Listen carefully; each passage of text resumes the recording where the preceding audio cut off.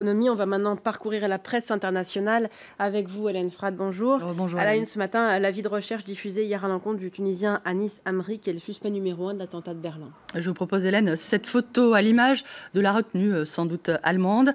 À la une du Tagesspiegel ce matin, 2 policiers en faction sur les lieux du drame, photographiés de dos, de loin. L'Europe traque Anis Amri, titre le journal, reléguant au second plan, on le voit, le visage du terroriste présumé. Il est l'homme le plus recherché d'Europe, rappelle Le Soir, qui rapporte que le gouvernement allemand promet d'offrir 100 000 euros à toute personne permettant l'arrestation de ce jeune homme de 24 ans, un migrant en situation irrégulière qui était arrivé en Allemagne en 2015, où il aurait été rapidement considéré comme un islamiste dangereux, signalé au Centre national de lutte antiterroriste et visé depuis mars dernier par une enquête du parquet de Berlin pour préparation d'un acte criminel grave représentant un danger pour l'État. Un dossier finalement classé sans suite en septembre. Sa demande d'asile aurait été rejetée en juin dernier et c'est pour cette raison qu'Anis Amri détenait un titre de séjour provisoire dans l'attente de son expulsion reportée depuis que la Tunisie avait refusé de le reprendre en contestant qu'il soit l'un de ses ressortissants. Ce serait ce titre de séjour oublié dans le camion qui aurait permis l'identification d'Anis Amri, d'après Le Soir, qui évoque la controverse naissant sur l'inefficacité de la justice allemande. Et en Tunisie, la presse s'indigne contre ces fils maudits qui font du mal au pays. Inutile de se voiler la face, écrit le journal. À chaque fois qu'une attaque terroriste est perpétrée dans le monde, les Tunisiens retiennent leur souffle. A raison d'ailleurs, car de nombreuses fois, un fils maudit était responsable d'attentats d'ampleur. Le quotidien décrit l'embarras et la peur des Tunisiens, inquiets pour la situation de la diaspora installée en Europe, des jeunes, par définition fragiles et vulnérables, des Tunisiens alarmés par l'image donnée par leur pays, qui peine toujours à se redresser. À chaque fois qu'un Tunisien est responsable de massacres commis en Syrie, en Allemagne ou ailleurs, on ne peut s'empêcher de ressentir de la honte liée à un sentiment de culpabilité, je cite. D'après le Washington Post, l'Allemagne se retrouve quant à elle confrontée à un nouveau danger. Ce danger constitue une menace pour la démocratie allemande, selon le journal, qui rappelle que les mouvements violents et autoritaires ont toujours exploité, tout au long de l'histoire, la liberté, l'ouverture et la diversité des sociétés démocratiques dans un objectif antidémocratique, transformant leurs forces les plus chéries en vulnérabilité potentiellement mortelle. La tâche d'Angela Merkel sera d'autant plus difficile que Donald Trump a porté la démagogie anti-étranger à la présidence de l'allié le plus puissant de l'Allemagne, prévient The Washington Post, tandis que The Wall Street Journal rappelle que les détracteurs de l'Allemagne la décrivent comme étant mal préparée pour faire face à la menace.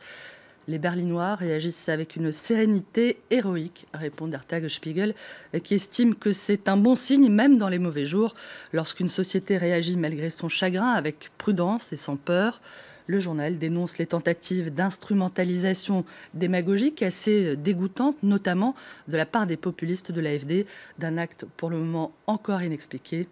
Les discussions sur la nécessité de changer de politique et d'adopter les lois plus sévères, comme celles qu'essaye de lancer la CSU, sont un réflexe pavlovien, je cite, et elles ne conduisent pas à davantage de sécurité, met en garde le journal qui évoque toutefois la possibilité, Hélène, d'étendre le système de vidéosurveillance en Allemagne. On va maintenant en RDC, 2 jours après l'expiration du mandat du président Kabila. Les violences et les arrestations se poursuivent. On va y venir dans quelques minutes avec notre correspondant sur place. Hélène, dans la presse, on parle de cette médiation qui a lieu sous l'égide de l'Église catholique. D'après la radio publique américaine Voice of America, cette dernière espère que les discussions qui ont repris hier vont aboutir rapidement. Les évêques de la conférence épiscopale ayant adressé un ultimatum ferme avant Noël à ceux qui ont accepté de discuter du départ de Joseph Kabila, qui est soupçonné de chercher à rester au pouvoir coûte que coûte malgré l'expiration de son mandat. Le président congolais, présenté par Le Monde comme le roi du silence et du Congo-Kinshasa, a été catapulté en 2001 à la tête de son pays à l'âge de 29 ans. Et il a su depuis consolider son pouvoir, quitte comme ces derniers jours à réprimer violemment toute opposition. Cet homme silencieux qui cultive l'art de la survie en milieu hostile sera resté un mystère pour son peuple comme pour ses collaborateurs. Il écoute et acquiesce, mais on ne sait pas ce qu'il pense ni ce qu'il décidera, dit de lui un de ses conseillers.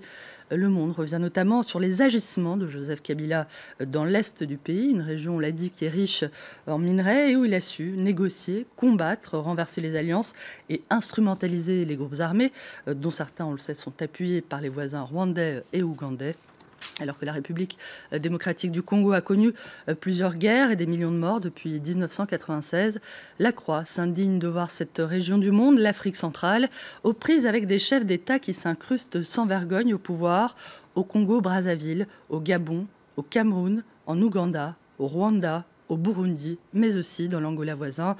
Accuse le journal, des potentats se jouent des élections et semblent considérer leur pays comme une propriété personnelle, je cite. Merci beaucoup Hélène pour cette revue de